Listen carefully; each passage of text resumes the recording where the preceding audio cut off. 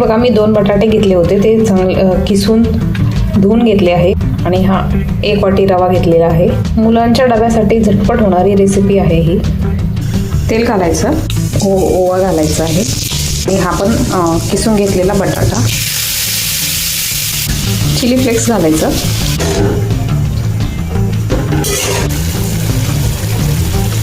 मीठ घालायचं आहे. हे हलकंसं शिजलं की त्याच्यात रवा घालूया.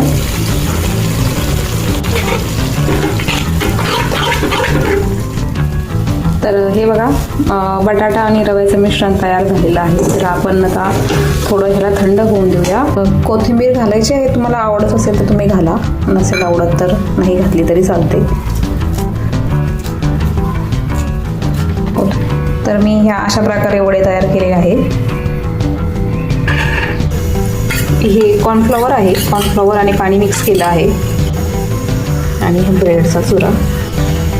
तर हे अशा प्रकारे डीप करून घ्या आणि ब्रेड